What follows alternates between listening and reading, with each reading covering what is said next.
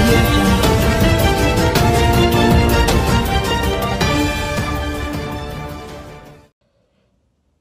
నా యావత్ తెలంగాణ ప్రజానీకానికి నమస్కారం. కేటీఆర్ కోదండరాం సార్ని ఉద్దేశించి అన్నటువంటి మాటలకు స్పందనగా నేను ఈ వీడియో చేస్తా ఉన్నాను.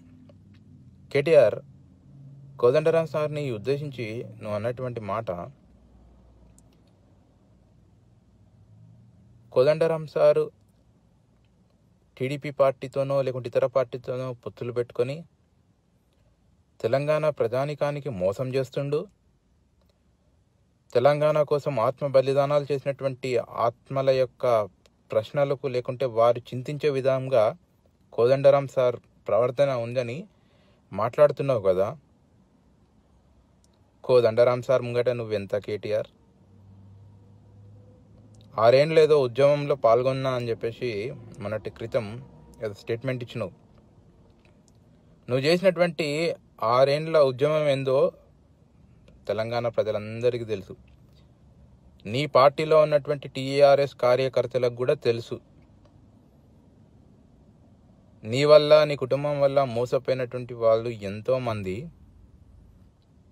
కుమిలిపోతున్నటువంటి సందర్భంలో నీకు నోటికి అదుపు లేకుండా ఇష్టం వచ్చినట్లు ఎవరిని పడితే వాళ్ళని, ఒక స్థాయి, ఒక రీతి, ఒక వయసు, మర్యాద, వాళ్ళు ఏం చేసినారు, ఏం కాంట్రిబ్యూట్ చేసినారు తెలంగాణ కన్నా విషయాన్ని యాదిమరిచి మదమెక్కి నిలువెల్ల గర్వంతో ఎవరిని పడితే వాళ్ళని సోనియమ్మ కాడికలు మొదలు పెడితే ఇక్కడ ఉన్నటువంటి చివరికి కోదండరాం సార్ లాంటి వాళ్ళని కూడా నీ నోటికి ఇష్టం వచ్చినట్లు అనే స్థాయికి నువ్వు వెళ్ళిపోయినావంటే అది నీ పతనానికి తొలిమెట్టు. ఏం చూసుకొని నీకు అంత గర్వం? ఎన్ని ఉద్యమాలు చేసిండో తెలుసా నీకు కోదండరాం సార్? ఎన్నిసార్లు అరెస్ట్ అయిండో, ఎంతమందిని కలుపుకొని వెళ్ళిండో, ఏ విధంగా నిస్వార్థంగా తెలంగాణ కోసం పోరాడిండో అందరికి తెలుసు. ఈరోజు నువ్వు నీ కుటుంబం ఏం సంపాదించుకున్నారో, కోదండరాం సార్ ఏం సంపాదించుకుండో తెలుసు. మీకు తీరు కల్లిబొల్లి మాటలు చెప్పే అవసరం కోదండరాం సార్కి లేదు. టీడీపీ పార్టీతోనో ఇతర పార్టీలతోనో పొత్తు పెట్టుకుంటే తెలంగాణ కోసం అమరులైనటువంటి వారి ఆత్మలు ఘోషిస్తాయా? సిగ్గుపడాలి ఆ మాట అనడానికి. తెలంగాణ కోసం ఆత్మ బలిదానం చేసుకున్నటువంటి అమరులు, వాళ్ళని ఆ విధంగా ప్రేరేపించింది నీ బావ హరీష్ రావు. అది గుర్తుపెట్టుకో. ఏ రోజైతే కిరోసిన్ పోసుకొని నిప్పంటించుకోవడానికి అగ్గిపుల్ల దొరకలేదో ఆనాటి నుంచే శ్రీకాంతాచారి యొక్క ఆత్మ బలిదానంతో తెలంగాణలో దాదాపు 12,000 మంది అమరులైనటువంటి చరిత్ర తెలంగాణలో ఉంది. ఎవరో దానికి ఆజ్యం పోసింది, దానికి బీజం పోసింది నీ బావ హరీష్ రావు. గుర్తుపెట్టుకో, అది అందరికి తెలుసు. మరొకసారి గుర్తు చేయాలని వీడియో చేస్తున్నా. ఆ విధంగా ఆత్మ బలిదానాలకు ప్రేరేపించినటువంటి నువ్వు కానీ, నీ కుటుంబం కానీ, మీ యొక్క కార్యక్రమాలు కానీ ఎవరం మర్చిపోలే. అటువంటి నీవు కోదండరాం సార్ని విమర్శించేంత స్థాయికి వెళ్ళిపోయినావా ఈరోజు నువ్వు? ఏ రోజు జై తెలంగాణ అన్నటువంటి వాళ్ళని, ఇతర పార్టీలో గెలిచినటువంటి వాళ్ళని తీసుకొని వచ్చి నీ పార్టీలో పెట్టుకొని మంత్రి పదవులు ఇచ్చిన రోజు అమరుల ఆత్మలు బాధపడలేదా? అంటే అప్పుడు గుర్తుకు రాలేదా? అమరుల త్యాగం గుర్తుకు రాలేదా? విద్యార్థుల త్యాగం గుర్తుకు రాలేదా? ప్రజా సంఘాల త్యాగాలు గుర్తుకు రాలేదా? ఉద్యోగ సంఘాల త్యాగాలు గుర్తుకు రాలేదా? మహిళా మండలిలు, మహిళా సంఘాల యొక్క త్యాగాలు గుర్తుకు రాలేదా? రైతుల యొక్క త్యాగాలు, లేకుంటే వారు రోడ్డు మీదకి వచ్చి ఏ విధంగా పోరాడినారో గుర్తుకు రాలేదా? విదేశాల్లో ఉన్నటువంటి ఎన్ఆర్ఐలు వాళ్ళు చేసినటువంటి పోరాటాలు నీకు గుర్తుకు రాలేదా? ఎవరికి తోచిన కాడికి, ఎవరికి ఎంత సాధ్యమైతే అంత తెలంగాణ యొక్క సాధన కోసం పోరాడినారు. అందులో మీరు కూడా భాగస్తులు. మీరు ఎంత పాలు పొందినారో అది జ్ఞాపకం పెట్టుకొని దాని ప్రకారం మెదిలితే మంచిదని ఈ సందర్భంగా గుర్తు చేస్తూ ఉంటున్నా. 2018-19 ఎలక్షన్లలో తెలంగాణ ప్రజలారా గమనించండి. నేను టీఆర్ఎస్ కార్యకర్తలకు కూడా ఈ ప్రశ్న వేస్తా ఉన్నా.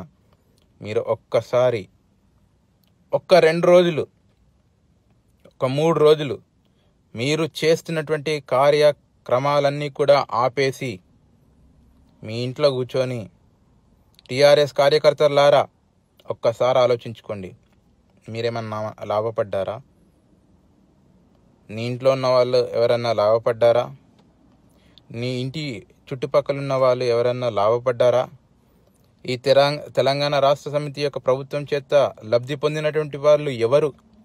గడిచినటువంటి ప్రభుత్వాల్లో ఎటువంటి సంక్షేమ పథకాలుండే? ప్రజలు ఏ విధంగా లాభపడ్డారు? ఈ టీఆర్ఎస్ పార్టీ ప్రభుత్వంలోనికి వచ్చిన తర్వాత ఏ విధమైనటువంటి లాభము ప్రజలు తెలంగాణ ప్రజలు పొందుతున్నారో ఒక్కసారి 2 రోజులు 3 రోజులు కూర్చొని ప్రక్షాళన చేసుకోవాల్సిందిగా ఈ సందర్భంగా గుర్తు చేస్తూ ఉన్నా. ఉద్యోగ భర్తీలు లేవు, నియామకాలు లేవు, ఇంటింటికి నీళ్ళు ఇస్తామన్నాం, లేకపోతే ఓట్లు అడగమన్నావు.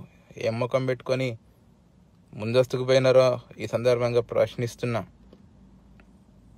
బతుకమ్మ చీరలో, క్రిస్మస్ రంజాన్ పండుగలకు బట్టలో, లేకుంటే ఇతరత్ర వాటి కోసం కాదు తెలంగాణ సంపాదించుకుంది.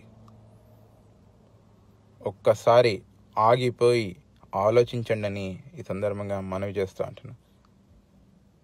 కేసీఆర్ కుటుంబం వల్ల మోసపోయిన వాళ్ళు ఎంతోమంది. అటువంటి వాళ్ళందరూ బయటికి రండి. ప్రజాక్షేత్రంలో ప్రజలకు జ్ఞానోదయం కలిగించండి.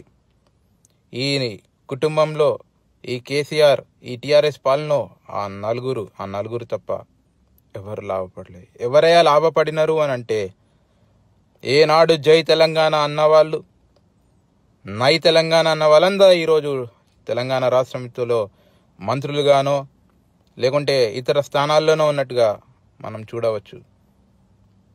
ఇలా చెప్పుకుంటూ పోతే తెలంగాణ రాష్ట్ర సమితి సాధించింది ఏమీ లేదని ఈ సందర్భంగా చెప్తున్నాను. ఆలోచించండి, ఆలోచించి మీ నిర్ణయం తీసుకోండి. 2014లో కఠినమైనటువంటి పరిస్థితుల్లో తెలంగాణ ఇచ్చింది కాంగ్రెస్. అటువంటి కాంగ్రెస్ పార్టీని ఆ రోజు సోనియా గాంధీని, రాహుల్ గాంధీని, కాంగ్రెస్ పార్టీని ఆకాశానికి ఎత్తినటువంటి మీరు ఈ 4 ఏళ్లలో ఇష్టం వచ్చినట్టు రాజ్యమేలి విస్తారంగా డబ్బు సంపాదించి అక్రమాలకు పాల్పడి, అవినీతికి పాల్పడి, ఈరోజు మదమెక్కి గర్వంతో, కృతజ్ఞత లేనటువంటి భావంతో సోనియా గాంధీని, రాహుల్ గాంధీని, కాంగ్రెస్ పార్టీని ఇష్టం వచ్చినట్టు మాటలు అంటుంటే తెలంగాణ ప్రజలు చూస్తూకుంటారనుకుంటున్నారా? ఆలోచించండి తెలంగాణ ప్రజలారా, సమయం వచ్చింది. ఇలాంటి మోసపూరితమైనటువంటి వాగ్దానాలు ఏ రోజు కూడా ఎప్పటికి కూడా ఆచరణ యోగ్యం కానటువంటి వాగ్దానాలు ప్రజలకు చేసినటువంటి ఈ పార్టీకి స్వస్తి చెప్పాల్సినటువంటి సమయం ఆసన్నమైంది. మరోసారి అవకాశం వారికి వచ్చినట్లయితే ఇది హిట్లర్ కంటే దారుణమైనటువంటి పరిపాలనలోనికి మనం వెళ్ళిపోతాం. వారు చెప్పిందే వేదం. వారు కూర్చోమంటే కూర్చోవాలి, లేవమంటే లేవాలి.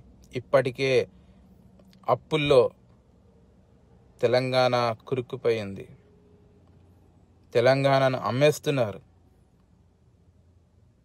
మిగులు బడ్జెట్ ఉన్నటువంటి రాష్ట్రాన్ని తాకట్టు పెడతా ఉన్నారు ప్రపంచ బ్యాంక్కి. ఆలోచించాలని ఈ సందర్భంగా మనవి చేస్తూ ఉంటున్నాను. తెలంగాణ ప్రజలారా, సమయం ఆసన్నమైంది. ప్రజా సంక్షేమము ఆలోచించేటువంటి పార్టీ కాంగ్రెస్ పార్టీ. ప్రజల యొద్దకు పాలన తీసుకొచ్చినటువంటి పార్టీ కాంగ్రెస్ పార్టీ. ఎన్నో సంక్షేమ పథకాలు రైతులకు, విద్యార్థులకు, మహిళలకు ఎంతో పెద్ద పీటు వేసినటువంటి పార్టీ కాంగ్రెస్ పార్టీ.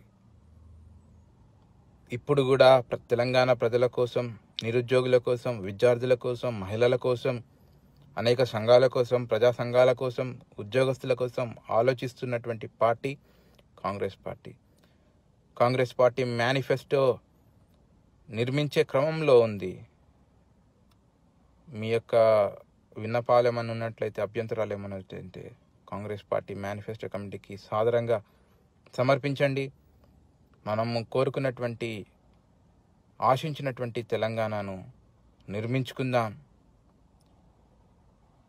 విద్యార్థుల భవిష్యత్తు గురించి ఆలోచిస్తాం. రాబోయే తరాలకు క్షేమం కలిగించే విధానంలో మన యొక్క కార్యాచరణ ప్రారంభించుకుందాం. జై తెలంగాణ, జై జై కాంగ్రెస్. ఏంటండి, వీడియో నచ్చిందా? అయితే ఓ లైక్ వేసుకోండి, లేదంటే ఓ కామెంట్ చేయండి. ఎప్పటికప్పుడు మా వీడియోస్ చూడాలంటే సబ్స్క్రైబ్ చేసుకోండి.